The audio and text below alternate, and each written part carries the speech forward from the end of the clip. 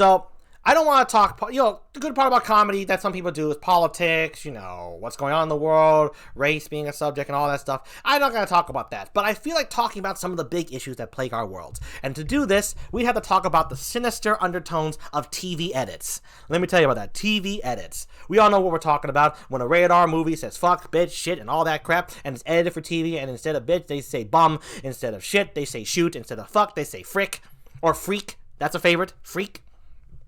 Alright, we're all familiar with these. They're hilarious. They give us a good laugh. But there's an underlying truth behind it. They say they want to do this for regular broadcast television as for a sake for family friendliness. So anybody can enjoy a movie with plenty of cussing, but with colorful replacements. Right? Sometimes very creative. Or sometimes downright sinister in its nature. Let's talk about some of these TV edits. So the ones I ran through, that's okay. I get what you gotta do, fucking to freak. We've been through them. But let's talk about one of the weirdest ones of all.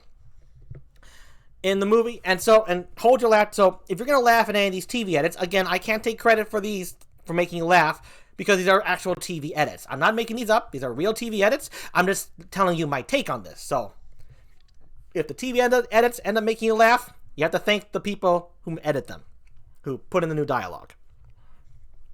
Big Lebowski. One of the most famous Coen Brothers films out there. Rated R for language, obviously. That's one of its things. Certainly language was a part of that one. One of the most infamous edits, in my opinion, that I've come across in my life when I managed to see that one. And I saw this in a compilation of TV edits. I didn't actually watch it on television, but I am familiar with certain edits on television. So anyway, The Big Lebowski, you get John Goodman beating up a guy's car.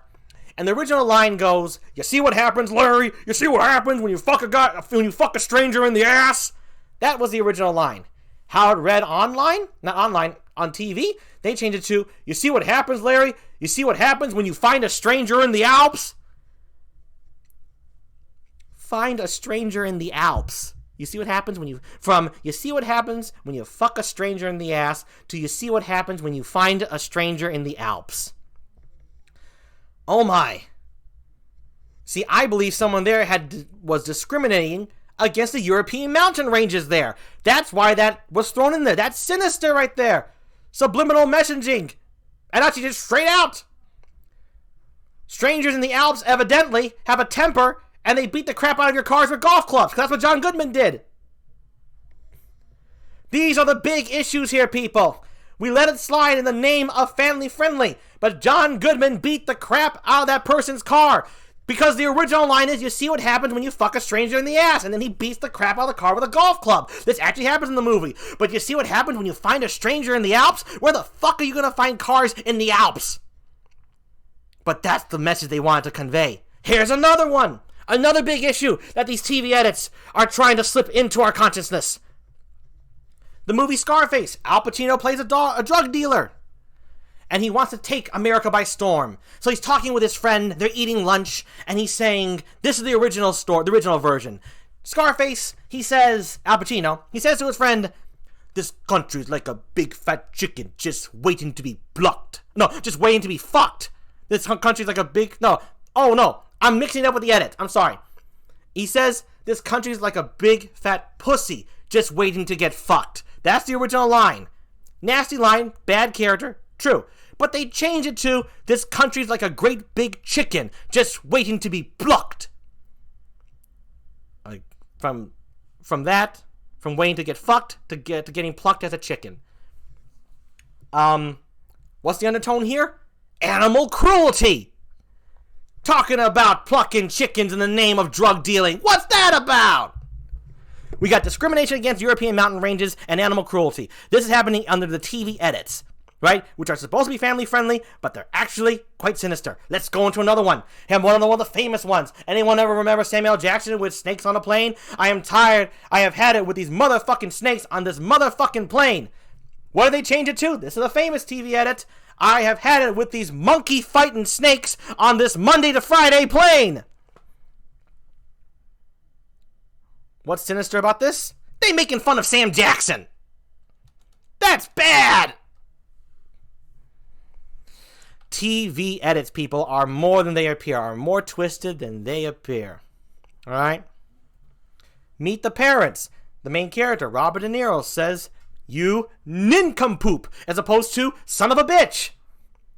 That's just torture, man. When Robert De Niro is saying nincompoop compared to anything else, you know there's a problem here. All right?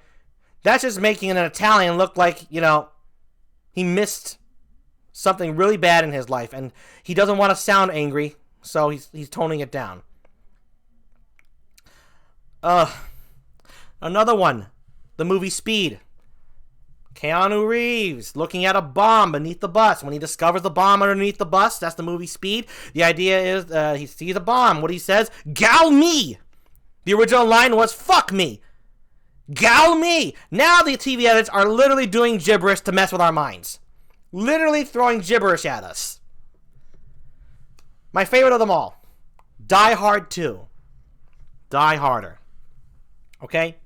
This has got to be my favorite because typically TV edits, as we know, are just a person saying a little sentence right here and there, and they just replace it with a voice actor who sounds, somewhat similar to the original actor, and they give him a family-friendly line, but which we all know is actually evil intent. So now let's go to Die Hard 2, Die Harder. This poor man who had to voice for Bruce Willis when Bruce Willis's character, John McClane, was going on a tirade about how stupid the police were at the airport because there are a bunch of psychopathic killers around the place. John McClane was just upset, just saying, if you had just moved your fat fucking feet, none of this shit would happen. I don't remember what he said word for word because it was a pretty long rant, and it made sense too because John McClane's a cool character. Problem here was the man they got to voice Bruce Willis. They didn't bother just slipping in, a little freak here and a little shoot there. They had this guy voice the entire scene with different lines written in and similar lines. So this actor who voice replaces Bruce Willis is supposed to sound like Bruce Willis to convey this scene as family friendly. Okay? This guy doesn't sound like Bruce Willis. This poor son of a bitch sounds like he was the janitor, and they just picked him so that I didn't have to pay him. That's foreign labor abuse. My God, we all know what Bruce Willis sounds like. You know what this guy sounds like? He's like, "Hey man, my wife's on that plane. If you just moved your fat feet, then none of this would ever happen." Yeah, that's their Bruce Willis. Hey, we found our Bruce Willis. We need a TV edit. Look at that guy over there. I don't think we have to pay him much. Grab him. Oh my, that is not good.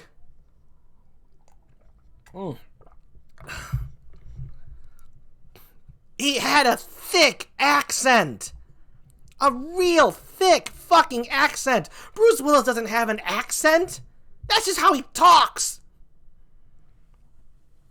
And of course, the infamous Die Hard line, "Yippee-ki-yay, motherfucker," was replaced with "Yippee-ki-yay, Mr. Falcon." With the same poor fella with that voice, with that inflection. "Yippee-ki-yay, Mr. Falcon." I'm not really over-exaggerating. That's what the guy sounded like. "Yippee-ki-yay, Mr. Falcon."